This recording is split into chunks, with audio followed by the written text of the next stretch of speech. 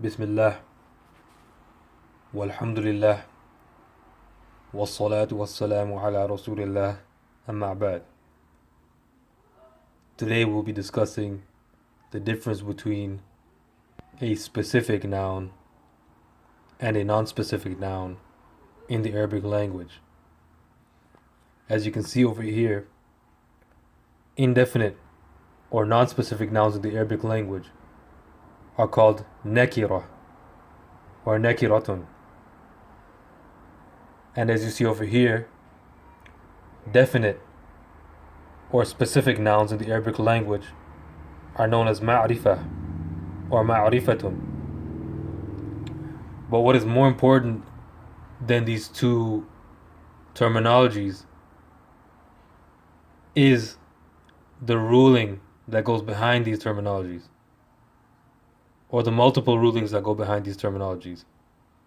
For example, we look at the word baytun. Baytun simply means a house.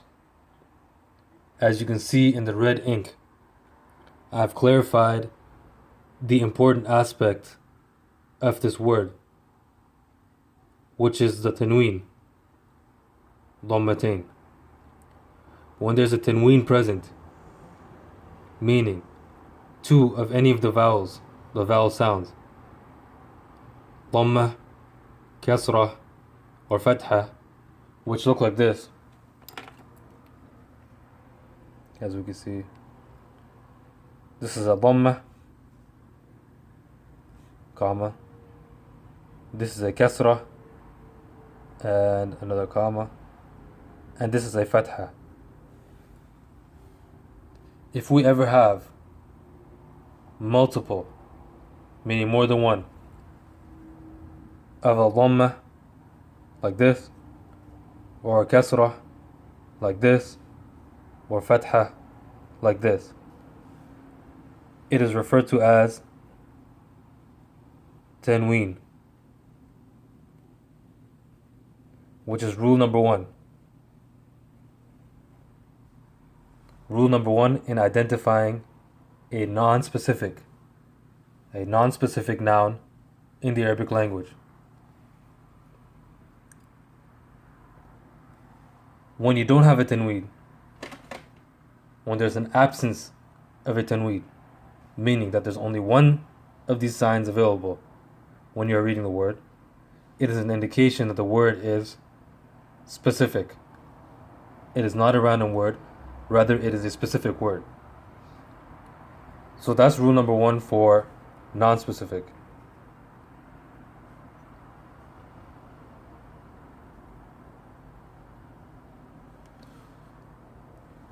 Specific, however,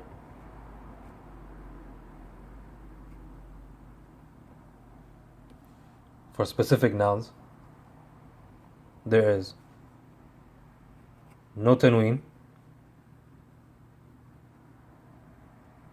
meaning the vowels will look like this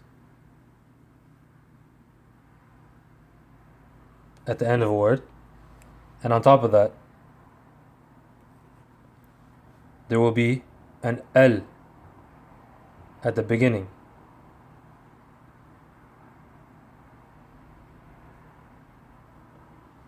At the beginning of a word.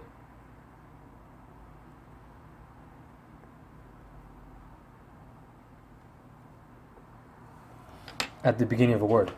Now let's look at these two in detail and put them into examples. Now, starting from the top, starting from the beginning, we have the word baytun.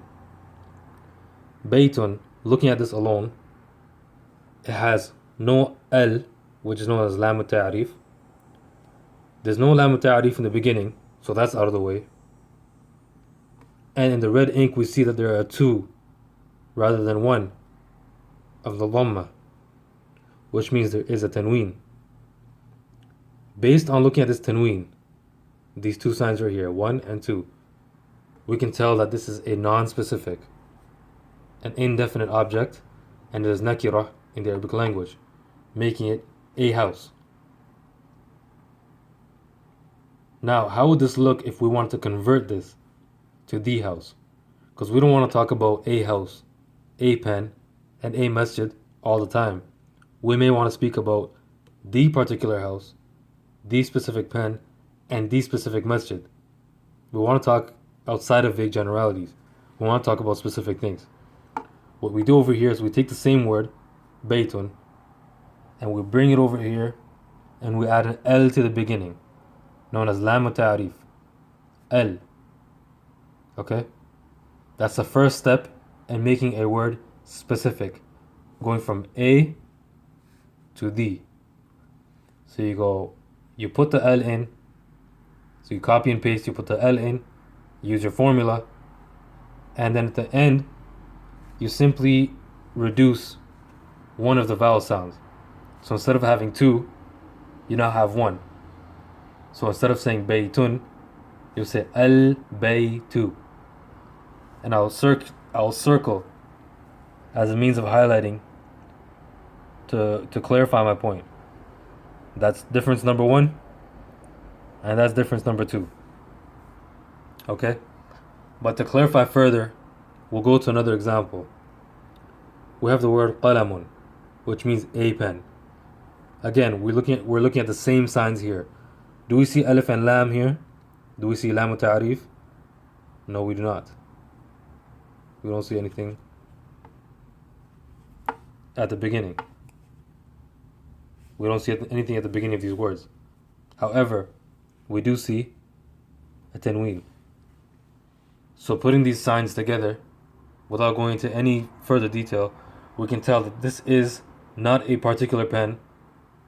It's not a specific pen that we're talking about, but it's a non-specific pen. It is simply a pen. And see, we got the same signs right here. It's not the house, it's a house, just by looking at those signs.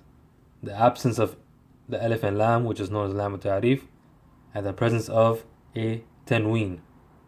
Tanween. Now let's convert this one to a specific format. So we got qalamun. Now we do the same thing again. We add the formula. The alif and lam formula, the same way we added here, we add over here. So we say alif and lam in the beginning, L, and in the end we simply reduce one of the signs. So we take the tanween out of the picture and we leave with one dhamma only, which in the Arabic language now translates to the pen as opposed to a pen. Now if you look at these words closely, both the first and second words, there's no actual difference in the word itself, apart from the L being added and the vowel sound at the end being changed. The word is still the same, qalamu, qalamun.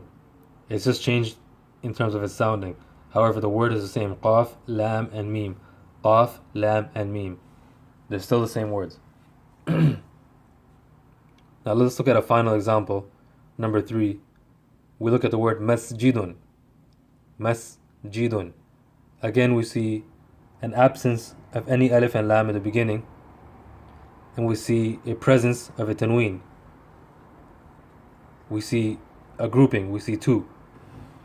So when we see two of these, known as tanween, and we see no alif and lam in the beginning, we automatically know that it is a masjid, it is non-specific, it is nakiratun, and it's definitely not in this category right here.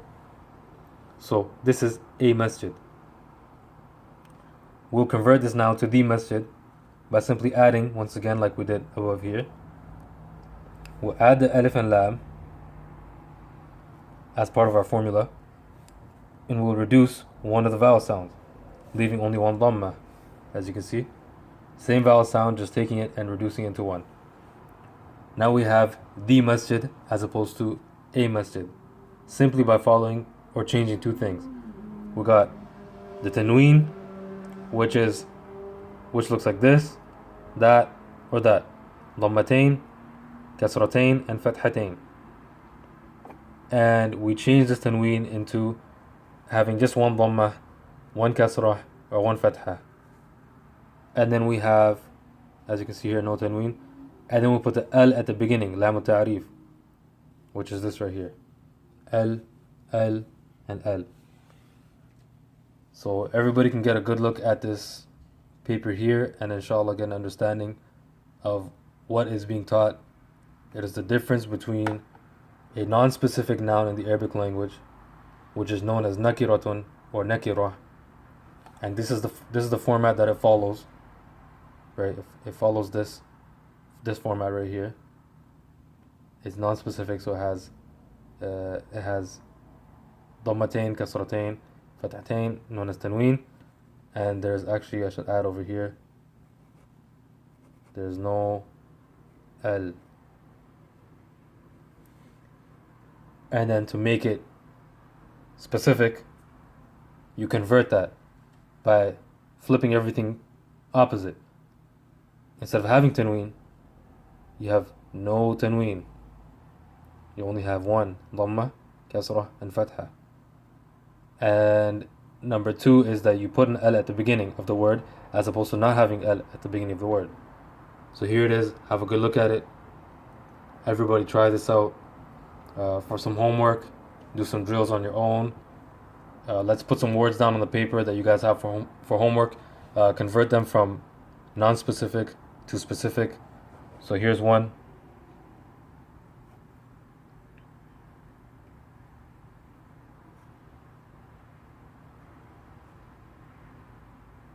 Kitabun, which means a book. Then we'll say, for example, daftar. No, daftar is actually a word that uses a different format. What we can say is the word wudu.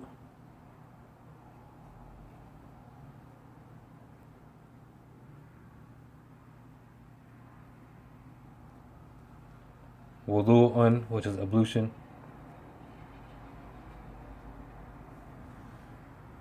Ablution, which is done before salah, before the prayers.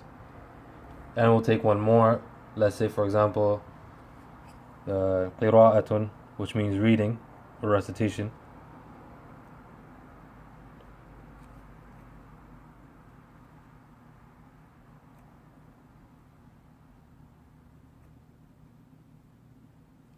So this recitation.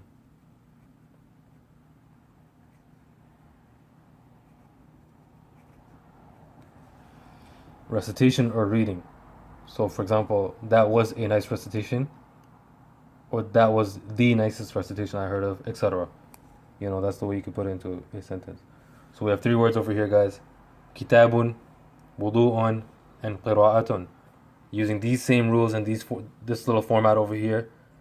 Use the formula, use the format, copy and paste. It's not very difficult. Convert this word from non-specific to specific, this word from non-specific to specific, and this word as well from non-specific to specific. And inshallah, we'll see you in the next lesson, and we'll terminate.